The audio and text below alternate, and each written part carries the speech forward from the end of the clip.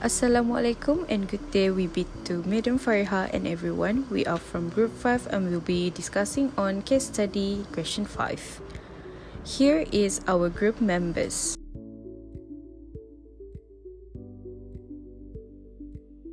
Muaz Transportation Berhad is planning to be listed on the main market of Bursa Malaysia. As a part of the preparation for the listing, the directors are seeking to understand certain key recommendations in the Malaysian Code of Corporate Governance 2021 MCCG and the Bursa Malaysia listing requirements. One of the directors raises the issue relating to requirement to ensure that at least 2 directors or 1/3 of the board of directors are independent directors. However, the current composition of the board is mostly non-independent, non-executive directors. Sheikh Ali believes that the existence of independent directors will not assist the company at all since they are outsiders with little information and no connection with the company at all. On top of that, regarding the board salary, it is usually determined by the board members themselves. They just realized that the remuneration committee is one of the recommended committees by the MCCG to be established, but the role and the importance of this committee is still unclear to them. Assalamualaikum and a very good morning to Madam Fariha and all my fellow friends. My name is Faizatu Shima binti Madisar and I will be explaining on the question 1. But before answering the question 1, let us understand first what is Remuneration Committee. The Remuneration Committee is those who is responsible to assist the board in the implementations of remuneration policy and procedures. It is essential to inspire employees, assess fair remuneration, and guarantee that they are properly compensated in accordance with industry norms. The first functions of the Compensation Committee under the MCCG 2021 is to recommend and monitor the level and structure of senior managers' remuneration. Generally, the Remuneration Committee's role is to support the board in the implementations of the company's salary policy and procedures. This to be included in evaluating and recommending senior management remuneration. As stated in MCCG 2021 Practice 7.1, senior management remuneration is established according to the needed level of experience, ability, performance, and complexity. Senior managers are evaluated based on their accomplishments over the course of a year. The company's remuneration policy and procedures should be designed to support company's long-term visions and goals. They should be structured so that director and senior management are rewarded for working towards the company's long-term growth objective. By referring to the case study, Muaz Transportation Berhad should have a clear vision on the remuneration committee, as it will help the company in making a right decisions for the remuneration package of its senior managers.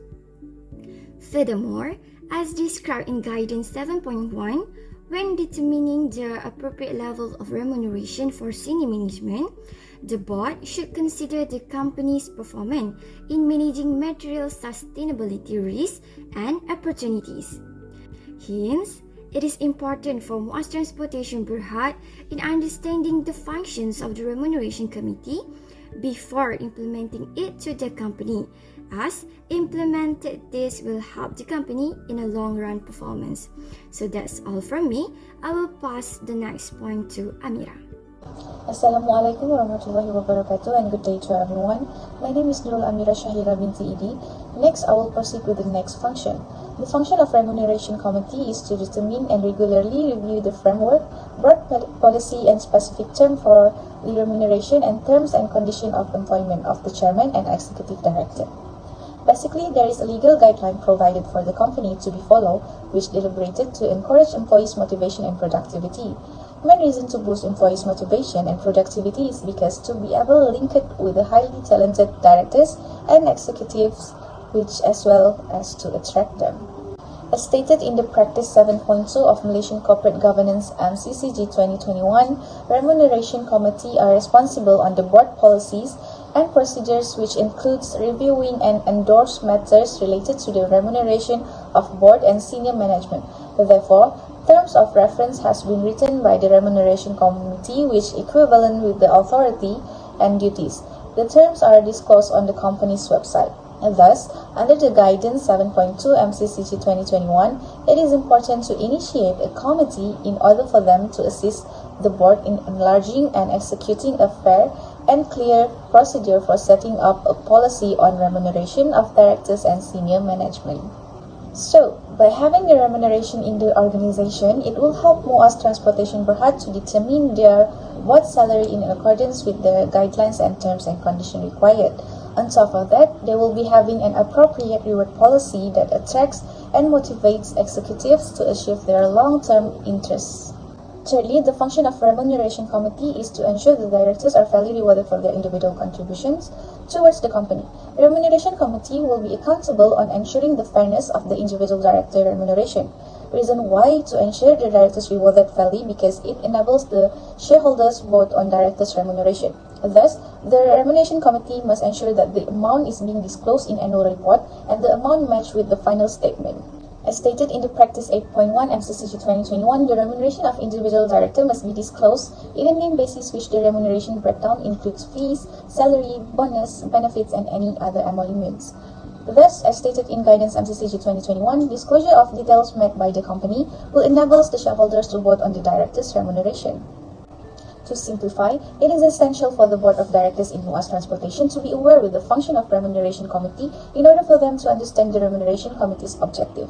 Therefore, board members of MUAS Transformation will no longer decide on the board salary by themselves, since they only need to establish Remuneration Committee so that the board know on how much the remuneration package has offered them in accordance with their performance in the company. That's all from me. Thank you. The last function of the Remuneration Committee, as stated in the Malaysian Code of Corporate Governance (MCCG 2021), is to provide clarification on matters pertaining to remuneration of senior management of the company. Practice 8.2 of the MCCG 2021 stated that the Remuneration Committee is responsible in clarifying or disclosing the senior management's remuneration component like salary, bonus, benefit in kind, and other emoluments in bands of 50,000 ringgit to the stakeholders. This clarification can be disclosed in the annual report of the company or in the audited financial statement of the company. Guidance 8.2 further stated that by clarifying on matters pertaining to the remuneration of senior management of the company, it will enable the stakeholders to understand the link between the senior management remuneration and the company's performance. This will enable the stakeholders to determine whether the remuneration is fair and able to attract and retain talent. This is because when the remuneration is unfair and cannot attract and retain talent in the company, this at the same time will affect the stakeholders since the company have to change their senior management frequently and cannot finish their work on time.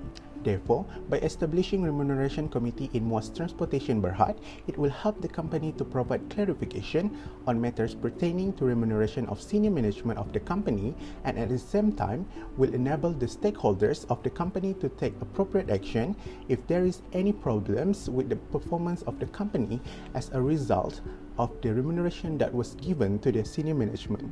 In conclusion, by appointing Remuneration Committee in the company, it will give a lot of benefits to the company itself, especially in terms of remuneration, since this committee are the one that will monitor, recommend, review, make policy for remuneration, terms and conditions for employment, and provide clarification on matters pertaining to remuneration. Not only that, by appointing independent director in the company also will help the company in providing the company with effective leadership, contribute their independent point of view, and many more. Therefore, by applying all the recommendations that have been made by the Malaysian Code of Corporate Governance (MCCG 2021) and Bursa Malaysia, it will create a better corporate governance in that company since the main objectives of both MCCG 2021 and Bursa Malaysia is to promote a better corporate governance among organizations in Malaysia. There I bid to Madam Fariha and everyone. My name is Nur Asmira binti Ibn Sahad and I'll be answering the question 1B. There are several arguments against Encik Ali's opinion regarding the importance of an independent director on the board of directors in the company, and the first one is to help the board provide the company with effective leadership. This is because independent director plays a vital role on the board of directors in the company as their decision can be more transparent and self-reliant, since an independent director will make an unbiased decision towards the board of directors. Apart from that, the independent director will make a decision without the interference from the outsider. Meaning to say here, the independent director decides without his decision being influenced by the board of directors in the company, since the independent director is an external director who is not involved in the day-to-day operation and has no relationship with anyone in the company. Hence, with the availability of the independent director, it will surely help decision making to be free from bias, and there will be no conflict of interest, which will eventually help the leadership in that company to be more effective, as the decision is made in fairness to all board of directors in the company. As referring to the Malaysian Code on Corporate Governance (MCCG) under Principle B Step Up 10.3, the board has established a risk management committee, which comprises a majority of independent directors to oversee the company's risk management framework and policies. Hence, the practice stated in the MCCG can be said that the roles of the independent directors will help the board of directors by providing the company with an effective leadership, as the independent directors will safeguard the shareholders' investments and the company's assets, since the independent directors' decision will not be affected or influenced by the company, as their decision is unbiased. Therefore, Encik Ali's opinion is unacceptable, because even though the independent director is an outsider of the company, the independent director has experience and knowledge which can support the company. Assalamualaikum. My name is Nurul Noshara bin Hashim, and I will explain on the next argument. So, as we all know, the presence of an independent director on the board is necessary, since that individual is able to add their own unique perspective to the discussions that take place inside the board. Despite Ali's contention that independent directors are not essential due to their lack of knowledge about the company, the value of having them demonstrates otherwise. As specified in MCCG 2021 in Practice 5.2, an independent director shall make up at least half of the board. The number of independent directors on the boards of large firms tends to be higher. In other words, it shows that the company's independent directors are well versed in their respective fields. Independent directors are chosen based on their talents and competence because they are not directly associated with the company. Decision-making procedures can be more successfully and efficiently reviewed with the help of an impartial perspective. According to Guidance G5.2 of MCCG 2021, board members must be allowed to engage in objective discussion while also allowing for review and decision-making. With a majority of independent directors on the board, it is feasible to better monitor management. According to the Bursa Securities listing requirements, paragraph 15.2 states that a listed issuer is required to guarantee that at least 2 directors or 1/3 of the board of directors be independent directors, whichever number is higher. In conclusion, the presence of an independent director will not be detrimental to the operation of the company. Nevertheless, it will provide the organization access to a unique viewpoint throughout the process of decision-making. So, that's all from me. I will pass the third argument to the next presenter. Assalamualaikum and greetings Madam Fariha and fellow classmates. I am Nofara Akila Asri and I will be presenting the third argument against Encik Ali's opinion regarding the importance of an independent director in the company. The involvement of independent directors in the company is vital in securing a high standards of financial probity for Muaz Transportation Berhad. What does probity mean? Probity is the evidence of ethical behavior in a particular process, whereas financial probity means strict obedience to a code of ethics based on absolute honesty, especially in commercial or monetary matters and beyond legal requirements. According to the Malaysian Code on Corporate Governance, Practice 9.4 states that the audit committee should comprise solely of independent directors. The primary purpose of a company's audit committee is to provide oversight of the financial reporting process, the audit process, the company's system of internal control, and compliance with law and regulation. Furthermore, Practice 9.5 in MCCG states that the audit committee should have a diverse set of competencies in order to carry out its responsibilities.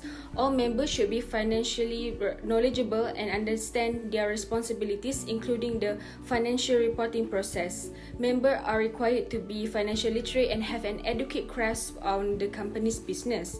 According to Guidance 9.5, this will allow them to maintain a critical and inclusive perspective of the company's financial reporting process, transactions, and other financial information, and successfully dispute management statements about the company's finances.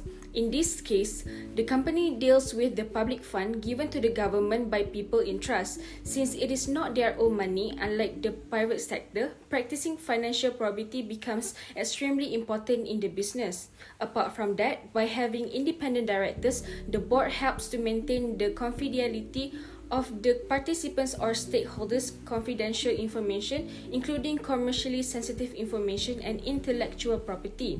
This is due to the need to respect the legal or mutual agreed upon rights of shareholders, investors, and all other stakeholders. Following that, the involvement of independent directors will ensure that the tendering, negotiation, evaluation, and management procedures are auditable, transparent, and accountable. These criteria will not only uphold the company's ethics, but also the employees and every other party engaged in the company's integrity. To sum up, securing financial probity in the company by having a board of independent directors is necessary for an efficient and successful system of governance as well as socio-economic development. This argument is proven to be properly practiced by Encik Ali and Muaz Transportation Berhad.